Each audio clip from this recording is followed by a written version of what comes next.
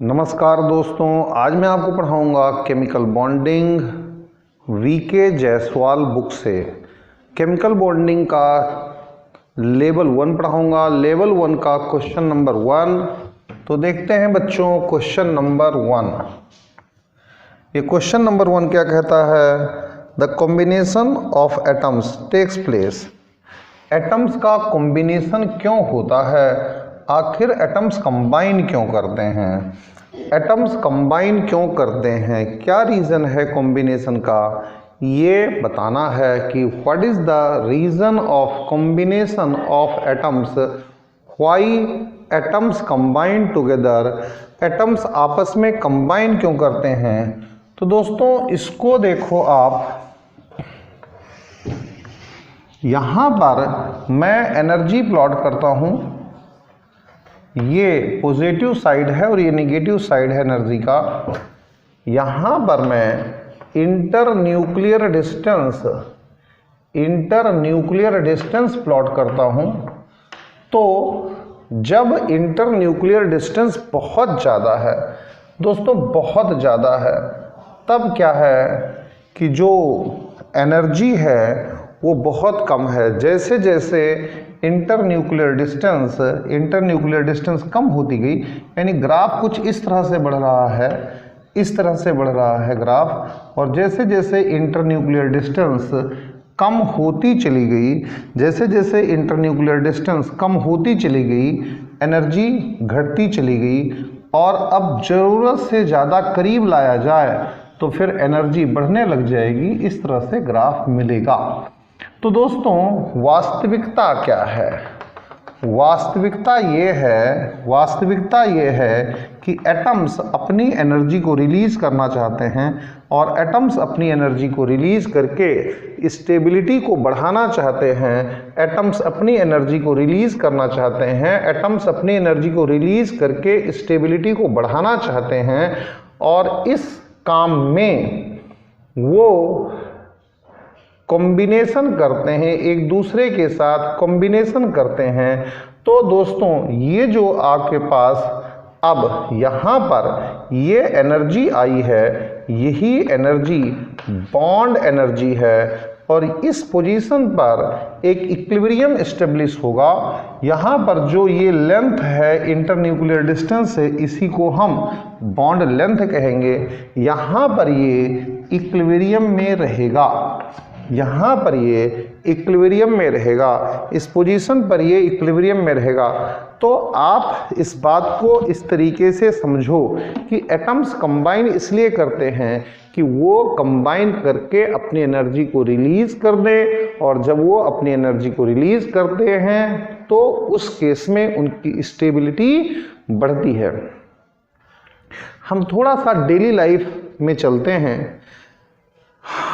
Suppose करो कि हम ट्रेन में ट्रेवल कर रहे हैं, या फिर हम बस में बैठे हुए हैं, या फिर हम एरोप्लेन में बैठे हुए हैं। तो बिल्कुल बगल की सीट पर जो भी कोई बंदा बैठा होगा उससे आप बिल्कुल अननोन हैं, लेकिन थोड़ी ही देर में या तो आप उससे बात करेंगे या वो आपसे बात करेगा। क्यों बात करेगा? वो इसलिए बात करेगा कि वो एनर्जी को रिलीज करेगा और स्टेबिलिटी को बढ़ाएगा। तो कहीं पर भी कॉम्बिनेशन होता है, कहीं पर भी कॉम्बिनेशन होता है तो उसकी एक ही वजह होती है कि कॉम्बिनेशन करके एनर्जी को रिलीज किया जाए। और कॉम्बिनेशन करके एनर्जी को जब रिलीज करेंगे तो स्टेबिलिटी बढ़ेगी। आप और भी तरह से देख सकते हैं, कई बार हम लोग गाना गाते हैं तो गाना इसलिए गाते हैं कि जिससे कि स्टोर्ड एनर्जी रिलीज हो और स्टेबिलिटी बढ़ जाए। कई बार हम डांस करते हैं, डांस इसलिए करते हैं कि स्टोर्ड एनर्जी रिलीज हो जाए और स्टेबिलिटी बढ़ जाए। तो एटम्स हैं वो केवल कॉम्बिनेशन का जो प्रोसेस है, बिल्कुल अगर हम फिजिक्स के हिसाब से देखें तो इसीलिए होता है कि एनर्जी रिलीज हो जाए और स्टेबिलिटी बढ़ जाए। तो बच्चों इस क्वेश्चन का आंसर सी होगा। They acquire stability by lowering energy, by releasing energy. Energy को रिलीज करना चाहते हैं जिससे कि स्टेबिलिटी बढ़ जाए। अब चलते हैं दोस्तों कहीं और, कुछ क्वेश्चन नंबर 2 देखते हैं कि क्वेश्चन नंबर 2 क्या कहता है। क्वेश्चन नंबर 2 को देखिए कि हाँ जी ये क्वेश्चन नंबर 2 क्या कहता है। N2O का लुईस डॉट स्ट्रक्चर निकालना है। तो N2O का कहीं भी लुईस डॉट स्ट्रक्चर कैसे निकालें उसका सिस्टम समझने की कोशिश करिए कि हाँ जी लुईस डॉट स्ट्रक्चर को इस तरीके से निकाला जाए, लुईस डॉट स्ट्रक्चर को इस तरीके से निकाला जाए। बच्चों एक किताब आती थी पहले, डोगरा एंड डोगरा की, डोगरा एंड डोगरा। इस बुक में कुछ फंडे लिखे हुए हैं, उसे मैं पढ़ाता रहता हूं। जो ये डोगरा साहब थे ये IIT कानपुर के थे। तो मैं आपको उसी बुक से कुछ आपको बताऊंगा। लुईस डॉट स्ट्रक्चर को निकालने का सीधा तरीका है P = 6n+2 - v। सबसे पहले आप इस फॉर्मूले का इस्तेमाल करें और इस फॉर्मूले को इस्तेमाल करके P की वैल्यू निकालें। मैं P भी बताऊंगा क्या है। पहले आप N को देखिए कि N क्या है। ये है नंबर ऑफ एटम्स। बस एक कंडीशन छोटी सी लगी हुई है, क्या एक्सेप्ट हाइड्रोजन, हाइड्रोजन को छोड़ करके और कुछ भी हम ले सकते हैं। तो N यहां पर ऐसे हो जाएगा। V क्या है दोस्तों, V है total number of valency electrons, total number of valency electrons, total number of valency electrons है। और P क्या है दोस्तों, P क्या है number of pi bonds, number of pi electrons करो, नंबर ऑफ पाई इलेक्ट्रॉन्स। अगर आपको नंबर ऑफ पाई बॉन्ड्स चाहिए, अगर आपको नंबर ऑफ पाई बॉन्ड्स चाहिए तो उसके लिए आपको P/2 करना पड़ेगा। अब चलिए दोस्तों इस फंडे को हम N2O पर लगा देते हैं कि N2O पर इस फंडे को लगा देते हैं। ये हमारे पास N2O है, N2O। तो N2O के लिए सबसे पहले हम V की वैल्यू को निकालते हैं। तो V की वैल्यू 5 × 2 + 6 हो गई। भैया देखो ये एक नाइट्रोजन के लिए है और ये एक ऑक्सीजन के लिए है। नाइट्रोजन 2 थे तो इसीलिए हमने 2 की मल्टीप्लाई कर दी, ये ऑक्सीजन के लिए है। तो इस तरीके से V की वैल्यू 16 आ जाती है दोस्तों। अब आप देखो V की वैल्यू निकाल ली। N देखिए यहाँ पर N कितना है 2 + 1। ये जो है ये नाइट्रोजन के एटम्स हैं और ये आगे पास किसके एटम्स हैं, ऑक्सीजन के एटम्स हैं। इस तरीके से जो V की वैल्यू आ गई, दिस इंप्लाइज दैट जो V की वैल्यू है वो 3 है। अब दोस्तों करना क्या है, आपको करना है P = 6n+2 - v। तो 6 × क्या 3 + 2 - v 16। अगर आप देखेंगे 6 × 18 तो यहाँ पर ये वैल्यू 4 आ जाएगी। और अगर आप नंबर ऑफ पाई बॉन्ड्स अगर आप निकालते हो, नंबर ऑफ पाई बॉन्ड्स, तो ऐसे केस में नंबर ऑफ पाई बॉन्ड्स 4/2 ये 2 के इक्वल आ जाएंगे। तो दोस्तों N2O के लिए आपने नंबर ऑफ पाई बॉन्ड्स निकाल लिए कि हाँ जी नंबर ऑफ पाई बॉन्ड्स कितने हैं। अब मेरे बच्चों बहुत सीधी और सपाट बात है, बहुत अच्छी बात है। वो क्या है, आपको पाई बॉन्ड्स पता चल गए। अगर आपको पाई बॉन्ड्स पता चल गए हैं, आपने ऐसा स्ट्रक्चर बना दिया, आपने ऐसा स्ट्रक्चर बना दिया, आपने कुछ इस तरह का स्ट्रक्चर बना दिया, आपने कुछ इस तरह का स्ट्रक्चर बना दिया, आपने कुछ इस तरह का स्ट्रक्चर बना दिया, कुछ ऐसा सिस्टम जनरेट कर दिया। देखो पहले तो सिग्मा बॉन्ड ही बनता है दुनिया में, पाई बॉन्ड तो बाद में आता है। अब आपके पास 2 पाई बॉन्ड हैं। एक पाई बॉन्ड आपने क्या किया, इसको दे दिया यहाँ पर और एक पाई बॉन्ड आपने इसको दे दिया यहाँ पर। इस तरीके से पाई बॉन्ड को आपने दे दिया। इस तरीका अपनाया आपने पाई बॉन्ड को देने का। एक पाई बॉन्ड यहाँ हो गया, एक पाई बॉन्ड यहाँ हो गया। ये आपके पास पाई बॉन्ड को देने का तरीका आ गया। अब मेरे बच्चों ठीक है, दो पाई बॉन्ड ऐसे थे, इस तरीके से आपने पाई बॉन्ड्स को दे दिया है। पाई बॉन्ड्स को इस तरीके से आपने दे दिया है। निकालना क्या चाहता है? निकालना वो चाहता क्या है?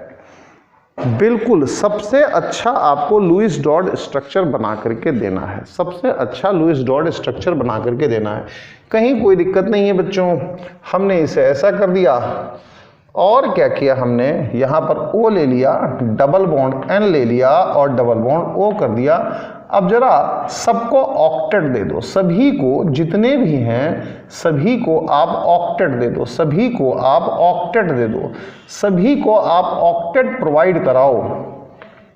सभी को दोस्तों आपको ऑक्टेट प्रोवाइड कराना है सभी को। तो इसके पास कितने हो गए? 2 2 4 और 2 6 और यहाँ पर 2 8 हो गए। यहाँ पर देखिए तो यहाँ पर भी इस तरीके से 8 हो गए। नाइट्रोजन को देखो तो नाइट्रोजन के पास भी दोस्तों इस तरीके से 8 इस तरीके से हो गए। नाइट्रोजन के पास भी 8 हो गए।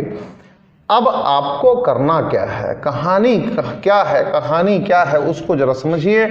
आपको कुछ नहीं करना है, आपको निकालना है। आपको दोस्तों निकालना है क्या, कितने इलेक्ट्रॉन इसके अपने हैं। 1 2 3 4। देखो मैं दोबारा काउंट करके बताता हूँ। 1 और यहाँ पर 2, यहाँ पर 3 और यहाँ पर दोस्तों 4। तो नाइट्रोजन के पास 4 हैं, यानी कि एक इलेक्ट्रॉन इसका कहीं गया हुआ है, इसलिए इस पर चार्ज आ गया 1। तो फॉर्मल चार्ज इसका +1 हो गया। अब जरा आप इसको देखिए 1 2 3 4 5 6 7 8। ठीक है जी, 8 हो गए। देखते हैं कि इसके पास कहीं बाहर से तो इलेक्ट्रॉन नहीं आया हुआ है। 1 2 3 4 5 6 बाहर से कहीं से इलेक्ट्रॉन इस पर नहीं आया हुआ है। बाहर से इलेक्ट्रॉन नहीं आया हुआ है। इसको देखते हैं 1 2 3 4 5 6। इसके पास भी कहीं इस तरीके से बाहर से इलेक्ट्रॉन आया हुआ नहीं है। तो आप ये देखो कि यहाँ पर इस तरीके से ये सिस्टम बन करके तैयार हो जाता है। और यहाँ दोस्तों शायद थोड़ी सी मिस्टेक हुई है, यहाँ पर N आना है, N आना है। और अब इसे ऑक्टेट प्रोवाइड कराना है नाइट्रोजन को। तो 1 2 3 4 5 6 7 8 इसके काउंट करो, इसके अपने काउंट करो। तो इसके अपने काउंट करोगे तो यहाँ पर ये 1, यहाँ पर ये 2, यहाँ पर 3, यहाँ 4, यहाँ 5, यहाँ पर 6। भैया देखो ऐसा ना, नाइट्रोजन के आउटर मोस्ट शेल में इलेक्ट्रॉन कितने होते हैं? नाइट्रोजन के आउटर मोस्ट शेल में इलेक्ट्रॉन होते हैं 5। हो कितने गए हैं? 1 2 3 4 5 6। यानी कि इस पर जो है -1 चार्ज आएगा। तो इसका जो फॉर्मल चार्ज है दोस्तों वो +1 है, इसका जो फॉर्मल चार्ज है दोस्तों वो -1 है। हाँ, इसका ऑक्सीजन का जो फॉर्मल चार्ज है दोस्तों वो 0 है। इस तरीके से आपने फॉर्मल चार्ज वो निकाल दिया। आप देखिए कि यहाँ पर +1 है, यहाँ पर -1 है, इस पर फॉर्मल चार्ज 0 है। सबसे ज़्यादा सेटिस्फैक्ट्री जो स्ट्रक्चर है वो इसका यही बन करके तैयार होगा। क्वेश्चन नंबर 3 पर चलते हैं दोस्तों, और क्वेश्चन नंबर 3 को देखते हैं। विच ऑफ द फॉलोइंग मोलिक्यूल और स्पीसी कंपाउंड नॉट हाइपोवैलेंट। तो ये हाइपोवैलेंट क्या होता है? जिसके सेंट्रल एटम में जो इलेक्ट्रॉन्स हैं, जिसके सेंट्रल एटम में जो इलेक्ट्रॉन्स हैं वो 8 से कम हो। हाइपोवैलेंट क्या होता है दोस्तों? जिसके सेंट्रल एटम में इलेक्ट्रॉन्स जो हैं वो 8 से कम है। जिसके सेंट्रल एटम में इलेक्ट्रॉन्स जो हैं वो 8 से कम है। सेंट्रल एटम में इलेक्ट्रॉन्स 8 से कम है, उसे हाइपोवैलेंट कहते हैं। तो जरा देखिए कि यहाँ पर CH3 है, ये CH3+ है। तो 2 इलेक्ट्रॉन यहाँ हो गए, 2 इलेक्ट्रॉन यहाँ हो गए, 2 इलेक्ट्रॉन यहाँ हो गए। इलेक्ट्रॉन्स कितने हो गए दोस्तों? 6 इलेक्ट्रॉन्स हो गए। इलेक्ट्रॉन्स कितने हो गए? 6 इलेक्ट्रॉन्स हो गए। तो यहां पर दोस्तों 6 इलेक्ट्रॉन्स हैं, यहां पर दोस्तों 6 इलेक्ट्रॉन्स हैं। जो यहां पर इलेक्ट्रॉन्स हैं दोस्तों वो 6 इलेक्ट्रॉन्स हैं, 6 इलेक्ट्रॉन्स हैं। अब जरा आगे देखिए, जो B2H6 है दोस्तों, B2H6 वास्तव में कैसे होता है? वास्तव में ये BH3 होल ट्वाइस होता है। वास्तव में दोस्तों ये BH3 होता है। तो यहां पर B है, यहां पर H है, यहां पर H है और यहां पर H है। आप दोस्तों जरा इसे देखो कि हाँ, इसके आउटर मोस्ट शेल में इलेक्ट्रॉन्स जो हैं वो 6 से कम है या नहीं? हाँ जी हैं। ये हाइपोवैलेंट हो गया, सॉरी 8 से कम है। यहाँ पर इलेक्ट्रॉन 6 इलेक्ट्रॉन्स हैं जो कि 8 से कम है। 8 से कम होने पर ये हाइपोवैलेंट हो जाता है दोस्तों, हाइपोवैलेंट हो जाता है। फिर हम अगला देखते हैं NH2+। दोस्तों ये आपके पास कहीं पर NH2+ है। तो यहां पर जरा आप इलेक्ट्रॉन्स की काउंटिंग करो, तो इलेक्ट्रॉन्स की काउंटिंग करोगे तो यहां पर भी दोस्तों 6 इलेक्ट्रॉन्स आएंगे, 6 इलेक्ट्रॉन्स यहां पर भी आएंगे। तो ये भी हाइपोवैलेंट हो गया। अब जरा दोस्तों AlF3 पर चलते हैं। बड़ा ही अच्छा एग्जाम्पल है ये AlF3 का। AlF3 पर चलते हैं। AlF3 में चल के देखते हैं कि हाँ जी AlF3 का क्या मामला आता है और क्या मामला AlF3 का बैठता है। जरा दोस्तों ध्यान दो, AlF3 पर आप चलिए और AlF3 पर वही जो मैंने फॉर्मूला बताया है P = 6n+2 - B, यानी 6 इंटू यहाँ पर n की वैल्यू 4 है, 4 लगा दो, +2 माइनस V की वैल्यू कितनी होगी? Valency electrons, total number of valency electrons. भैया इसके पास तो वैलेंसी इलेक्ट्रॉन 3 होते हैं, इसके पास 7 होते हैं, तो 3 × 7 लगा दो, तो आपके पास ये P की वैल्यू 2 आ जाएगी दोस्तों। और इस तरीके से नंबर ऑफ पाई बॉन्ड्स जो आ जाएंगे, नंबर ऑफ पाई बॉन्ड्स जो आ जाएंगे ये 1 हो जाएगा, 1 पाई बॉन्ड आ जाएगा दोस्तों।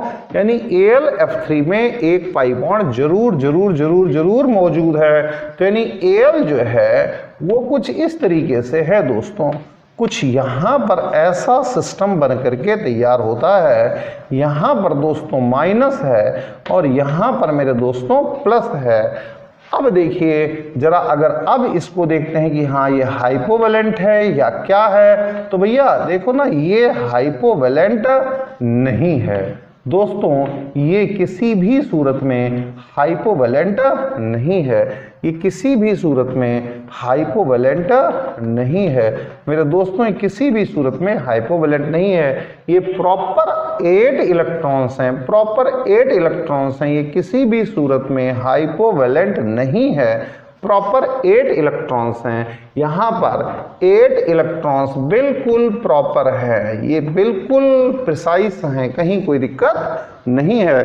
अब चलते हैं दोस्तों क्वेश्चन नंबर 4 पर और देखते हैं कि क्वेश्चन नंबर 4 आपसे क्या जानकारी जुटाने की कोशिश में लगा हुआ है। क्वेश्चन नंबर 4 कहता है कि जो N2CO है, N2CO ये कई सारे स्ट्रक्चर्स रख सकता है, तो सबसे ज़्यादा अच्छा स्ट्रक्चर कौन सा होगा? दोस्तों ध्यान दो, एक दो चीज़ें और आप अच्छी तरीके से ध्यान दो। स्टेबिलिटी जो होती है, स्टेबिलिटी इनवर्सली प्रोपोर्शनल होती है magnitude of charge. Magnitude of charge कम होगा तो स्टेबिलिटी बढ़ जाएगी, स्टेबिलिटी ज़्यादा हो जाएगी। आपको इसमें उस चीज़ की तलाश करनी है जो मैग्नीट्यूड ऑफ चार्ज को कम करे। इसमें अगर आप इसको इस तरीके से अरेंज करेंगे, कहीं पर कोई चार्ज डेवलप नहीं होगा, तो यहाँ पर कोई चार्ज डेवलप नहीं है, इसीलिए ये इसका मोस्ट स्टेबल फॉर्म है। और इससे ज़्यादा स्टेबल फॉर्म किसी की नहीं है। अब चलते हैं दोस्तों और फिफ्थ क्वेश्चन को देखते हैं कि हाँ जी ये फिफ्थ क्वेश्चन आपसे क्या चाह रहा है, कौन सी इंफॉर्मेशन इस फिफ्थ क्वेश्चन को आपसे चाहिए, उसको भी जरा देखने की कोशिश करते हैं। विच of the following statement is correct for NO3। ये NO3 के लिए पूछ रहा है दोस्तों, NO3 माइनस के लिए पूछ रहा है कि क्या करेक्ट है क्या करेक्ट नहीं है।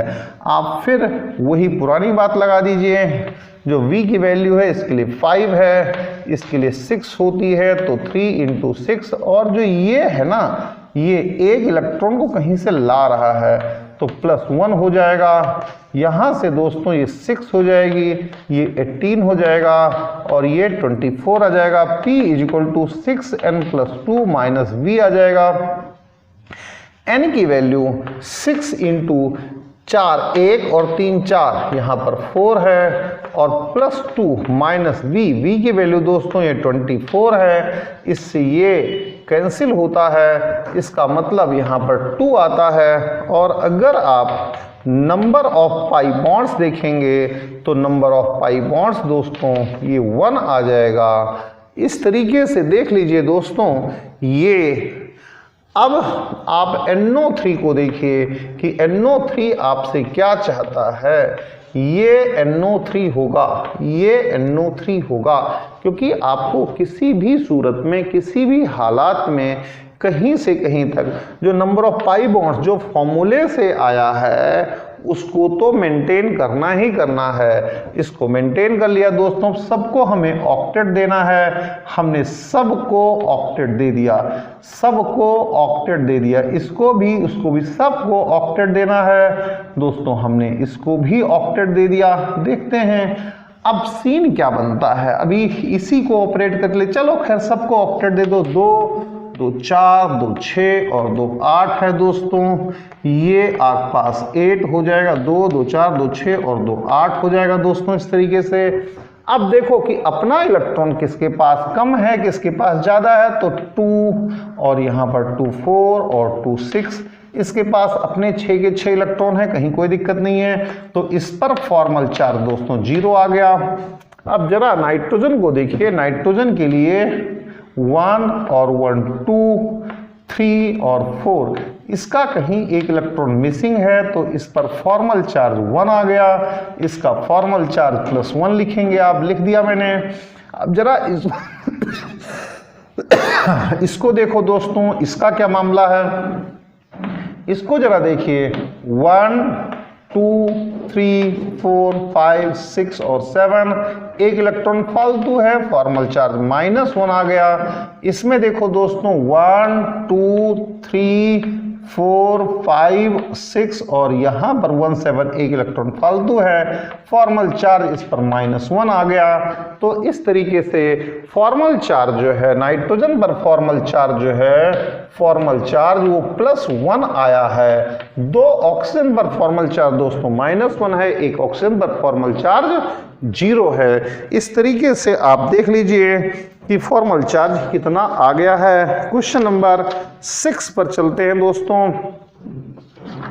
और 6 को देखते हैं कि 6 में क्या हो सकता है दोस्तों। CO2 कार्बन डाइऑक्साइड है। इस कार्बन डाइऑक्साइड पर भी जो फॉर्मूला मैंने बताया है उस फॉर्मूले को फटाफट अप्लाई कर दीजिए। तो जो CO2 है इस पर मैंने अप्लाई किया P = 6n + 2 - V। तो दोस्तों 6 यहाँ पर 1 और 2 3 एटम्स हैं, +2 हो गया दोस्तों -V।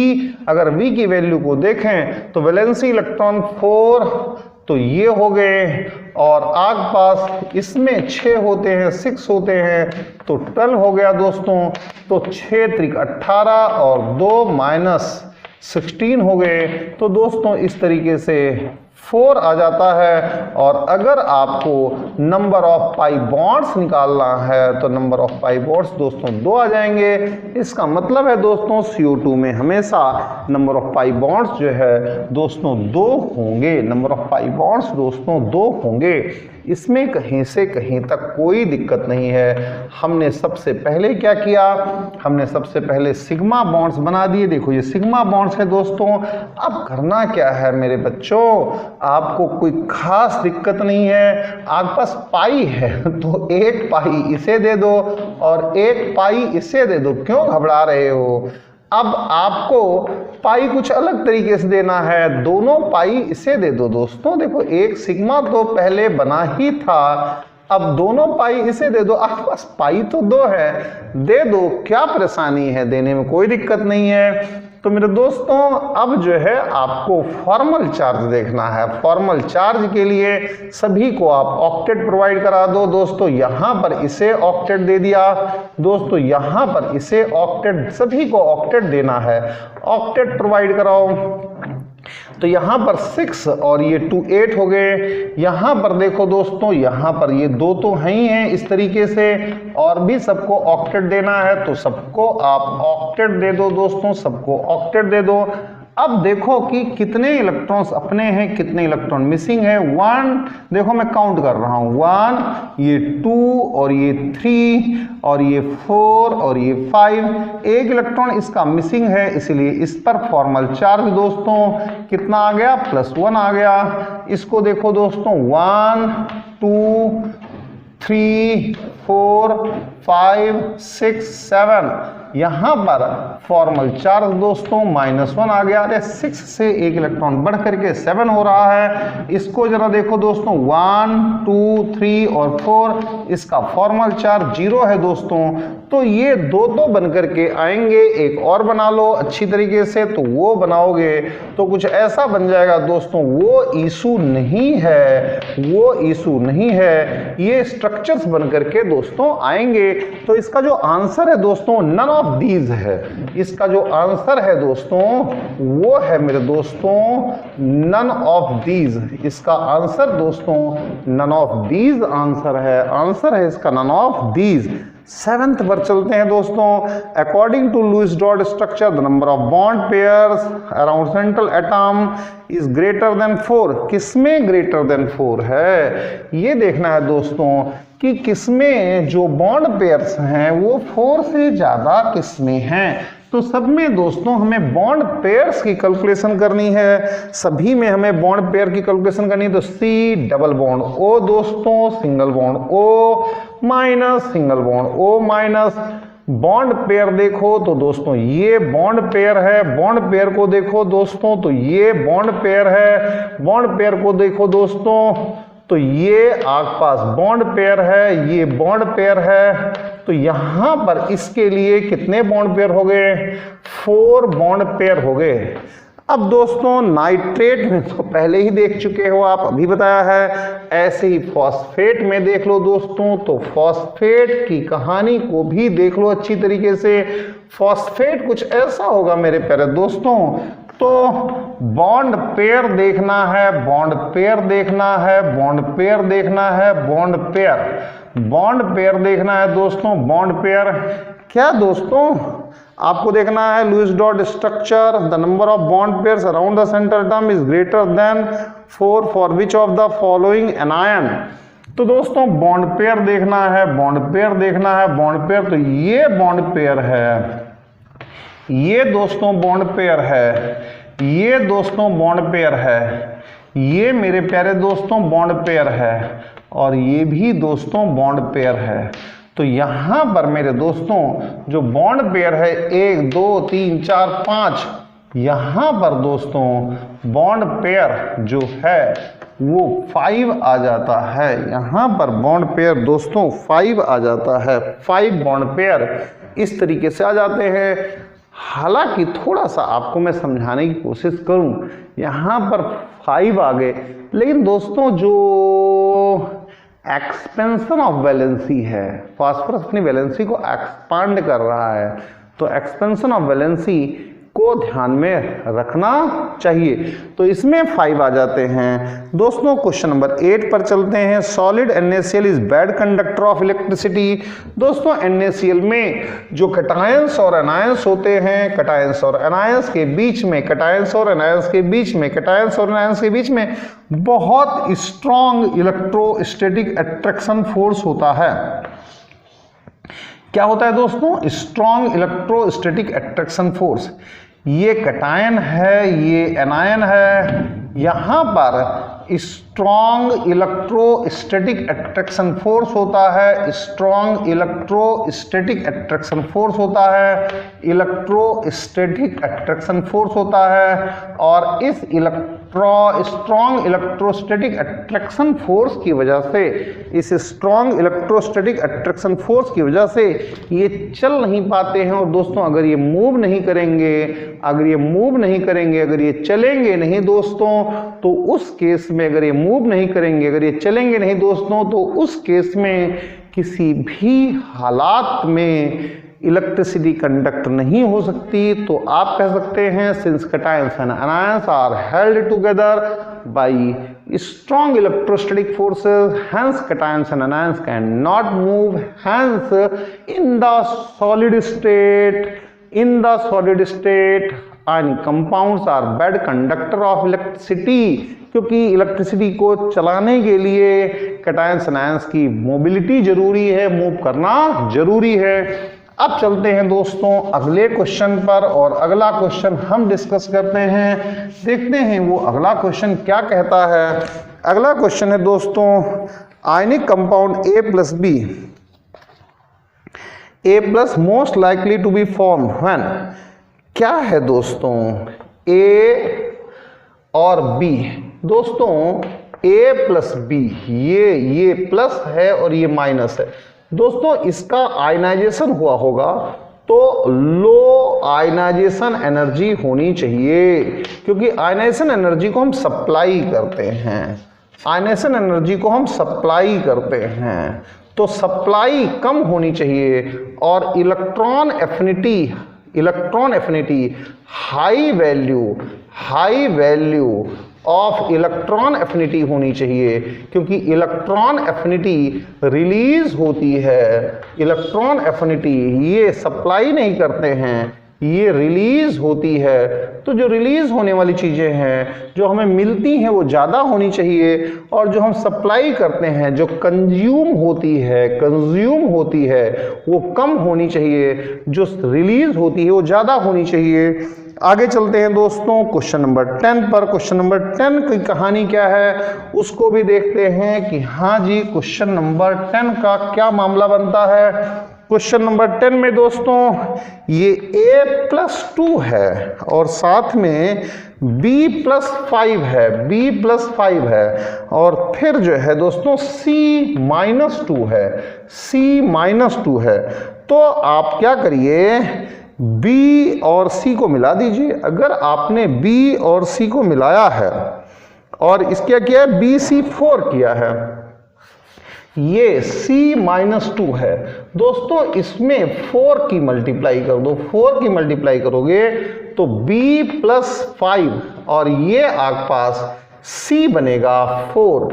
इस पर चार्ज दोस्तों टोटल जो अब आएगा, टोटल चार्ज इस पर +4 आएगा और इस पर आएगा -8, तो जो टोटल आ जाएगा दोस्तों वो टोटल आ जाएगा -3।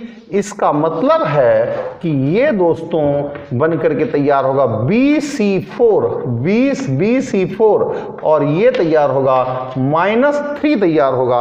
अब दोस्तों आपके पास है क्या, आपके पास है A+, क्या है दोस्तों A+2 है, हाँ जी A+2 है और BC4 है। ये अब इसको क्रॉस मल्टीप्लाई कर दो तो ये A3